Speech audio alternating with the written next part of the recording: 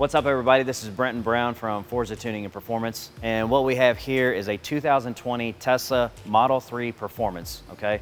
So these come in 3 different variations. They come in the base model, then they come in the long range, and this is a long range performance.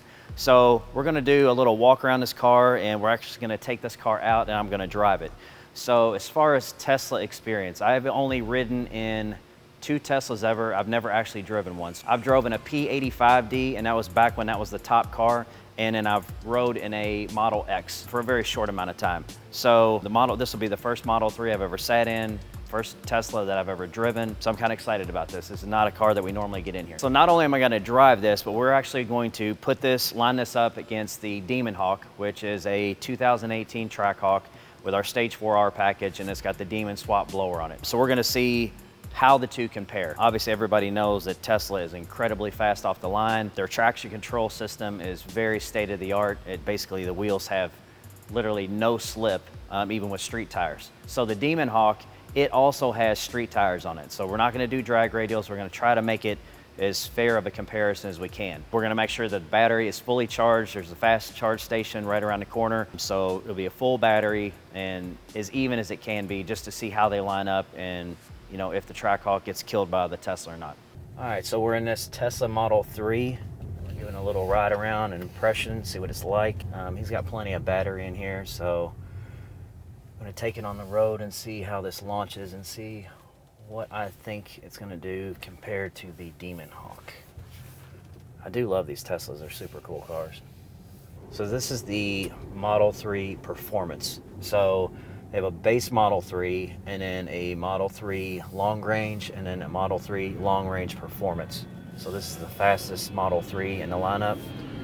The interior in this thing, honestly, is so futuristic. I've seen the interior in a Model S and I like it, but honestly, I kind of like the interior in a Model 3 better. The dashboard looks like something in a space shuttle or some futuristic concept car almost. And like the center display in the Model S, it was kind of like flipped vertically integrated into the dash kind of center console area. In the Model 3, they actually have it kind of like on looks like a monitor mount, away from the dash, which I kind of like it better, honestly. Every interior piece, the little doors, everything feels like such good quality. Like nothing feels like flimsy plastic or, sometimes you have little like compartment covers or stuff like that or cup holders and they seem kind of like, cheap and chintzy. Literally everything in here, the quality is like really, really good. It's got the glass roof, which I think is super cool. We were messing around with some features on it and it's like you can get out of the car, you can go into some place, and so being in Florida, you're obviously dealing with, a super hot car all the time. So you can have the air conditioner running the entire time and keep the car at whatever temperature you want. And it even has an automatic, like a dog mode, where if you're riding and your dog's in the car, you push dog and it will keep the car at a perfectly consistent temperature, so which I had no idea, so if you see a Tesla in a parking lot and you see a dog in it, and I'm a dog lover myself, so before you freak out and break their window, yeah, it says on the center display, it reads like the car is in dog mode. So that dog's probably having a super comfy nap in an air-conditioned car in the parking lot. It handles really good. I really didn't know what to expect. These cars aren't the lightest, but the battery packs are very centrally located, and the weight is at the very bottom of the car, so it's got a super low center of gravity. I just like went from like 20 to 65, just probably 60% throttle, probably. The suspension is extremely tight and responsive. I'm trying to think of something that I could compare it to. Very for a car this weight, extremely nimble. Nothing like a muscle car type feel. Very connected to the road, more like probably a German car, BMW, something like that is what it reminds me of. There's virtually little to no cabin noise, so it's extremely quiet. Probably on par if you all have ridden in something like, not quite to the level of like a Bentley or a Rolls Royce. Those cars are like dead silent inside, but this is getting very close to that kind of level. And obviously there's not an engine, so I'm not speaking of just like the engine note, but it's just as far as like road noise. It's extremely quiet. The regenerative braking, that's pretty cool. In other words, the car starts braking as soon as you let off the gas, before you even touch the brake, and that's to charge the batteries up. So what I want to do here is I want to do a launch. That's pretty cool. So this car doesn't have like the Ludicrous Plus, like the launch mode of the Model S. So the owner of the car said, you know, you don't have to hold the breaker. Obviously, once the car's at a dead stop, you literally just floor the car. Okay. So we are in sport mode. So we're gonna see what it does. Okay. So we got mile an hour. We got everything set up. We're in sport mode. So here we go.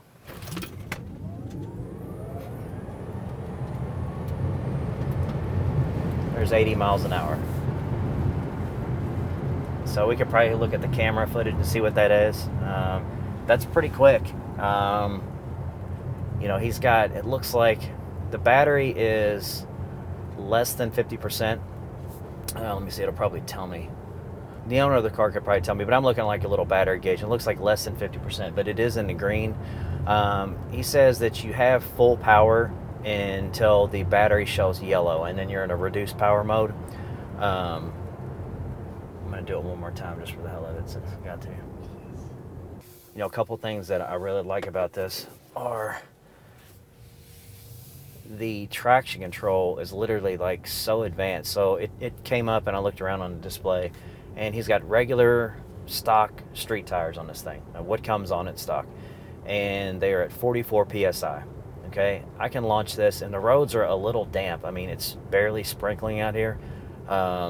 So road conditions, I would not even take one of our cars to test out in weather like this, because it'd be far too dangerous in my opinion. But I'm gonna do it again.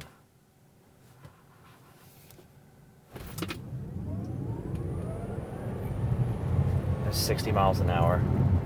There's zero like wheel slip, like absolutely none. Which is crazy. I mean, I'm definitely not used to that. Every car we build is like wrestling a bear, trying to keep it under control, launching it. So I want to see if this car has like, I don't know if y'all heard about it, but it has like this toy box type deal. So over here on the display, like has all this stuff. So this isn't all of them. So like what do we have here? I'm gonna see. There's no cars behind us, so I'm gonna mess with it. We've got like the fart thing, like the whoopee cushion. So you can put a whoopee cushion in anybody's seat and push the button. Let me see.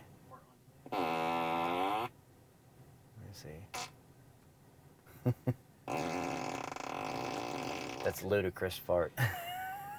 So you can transfer the whoopee cushion around and do all these fart noises. Okay, so this romance thing, there's nobody right here, so I'm just going to put the car in park. So there's a romance mode, okay?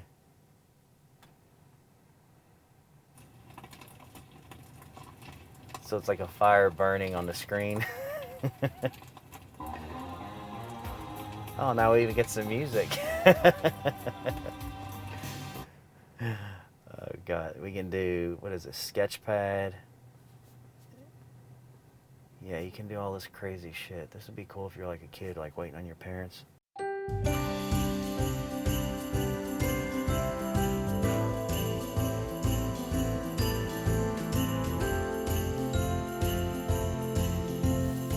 So let's go back to the shop.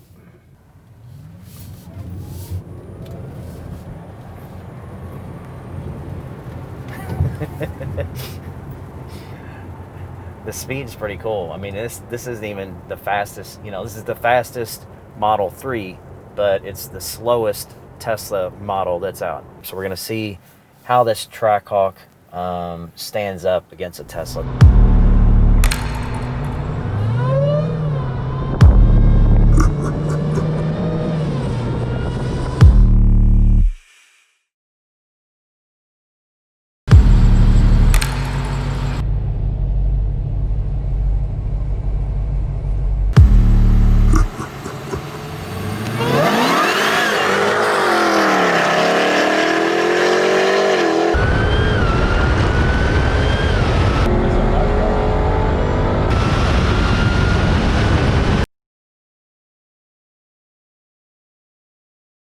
Okay, so little recap on this race.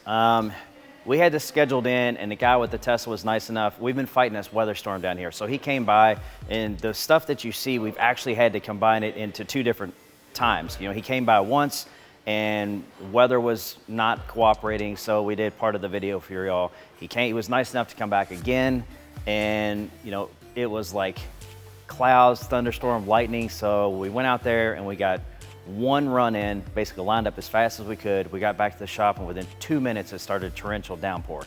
So not really as much stuff as we wanted to see. So we got basically 1 run is what you see. I think the Tesla barely left first. And from what I could tell, I had 2 other people in the Trackhawk with me. I had a girl that doesn't weigh anything in the back, so we can't say 3 whole people, so we'll say 2.5.